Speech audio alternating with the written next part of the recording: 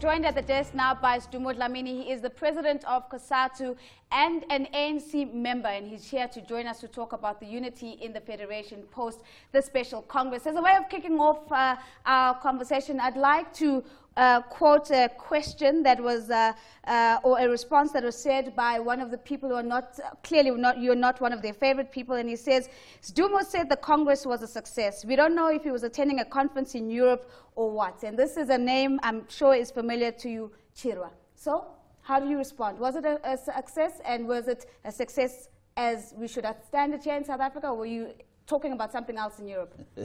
I suspect Andrew Chirwa was somewhere in Belgium or New York when the Congress was happening here in South Africa. I was in that Congress.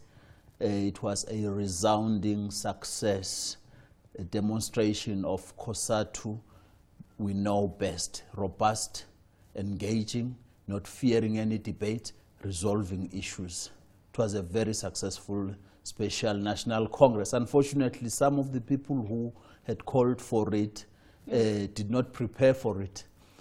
Some of the people who had called for it were not there because they've been expelled from the Federation. That's why they will say it was not a success, because they were not there. But the 18 COSATU unions declared in a declaration that that Congress was a success. There's a program we're taking forward after itself.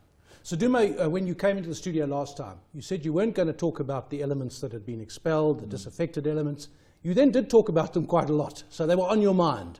And there was a fear of disruption. You said they had an agenda to disrupt. Yes, indeed, in many instances that was indeed evident. For instance, the disruptors had sneaked into Congress a document that they had distributed amongst the delegates without authorization, and when we found out, we had to reject and kick that document out.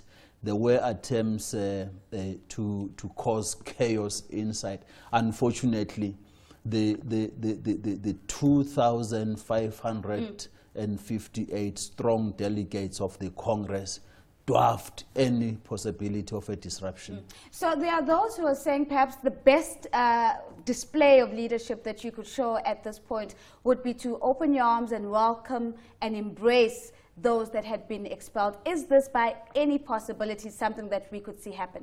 Congress was very, very clear on that matter, because remember, it had to be resolved in a vote where attempts were that we should discuss the appeals.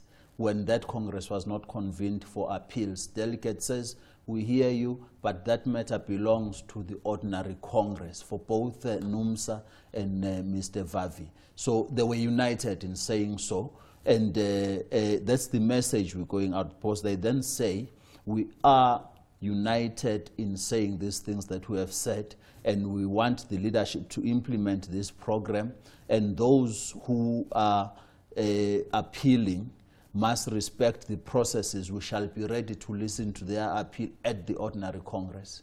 Looking at the split, now you say you've consolidated, the people who are with you are supporting you. In percentage terms, how many workers do you represent now compared to when you were at your height? I mean, you used to be virtually a monolith. We've now got AMCU, we've got disaffected members who've left you, and a major union that's left you. What percentage do you now represent? Yes, let me just give you the exact figures as presented at the credentials.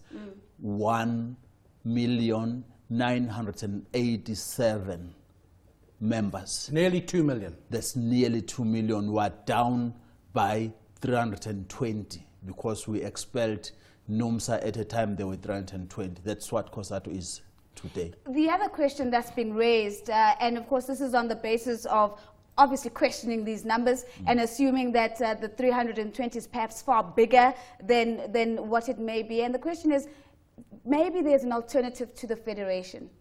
Are you getting a sense that this is perhaps a significant time in our history in the making, where there could be the formations of an alternative to the Federation as we know it? I would rather let those who have been busy working on that project for quite a while now. It's actually over 2 years they've been working on that project. They would rather be the ones talking whether it is succeeding or not. Why has it not been launched on the 13th and 14th of July as they had pronounced? The reality is there are push factors fighting for the soul of the federation, but what I can tell you right now, COSATU still stands even quite strong and resolved right now after a clear mandate from that Congress. So Sdumo, looking at the stakes, in the end you're representing workers. Now you've had your mind on this internal battle, yes, but in the end it's about worker interests. That's sure, what you're there for. Earlier in the program we talked about the gold price dropping and set to drop further. Our analyst in the US said it could go to 800, 850. Against the background in South Africa, and we've talked about this on the show a lot recently, very high wage demands for gold. And Ian Cruikshanks, our analyst, said we could actually see the gold industry in South Africa out of existence in 5 years' time. This puts pressure on you, doesn't it, to represent but also to support the industry? We've got to acknowledge that, but say let's not be narrow and find easy answers to the critical questions of a serious economic challenges the globe over and here in South Africa. And that you're not going to say that is because of workers demanding so much. By the way, here in South Africa, whilst we appreciate the recent survey that says workers have seen some increase in their salaries, but the reality, if you go to the retail sector, to hospitality industry, those workers are still earning less than 4,000 rands a month. That's a serious problem. So it's not just workers who are to blame. The whole system is wrong. On that note, the whole system is wrong. We end our conversation with Sdumo Dlamini, President of COSATU. A big thank you to him for coming back to give us an update post the Congress.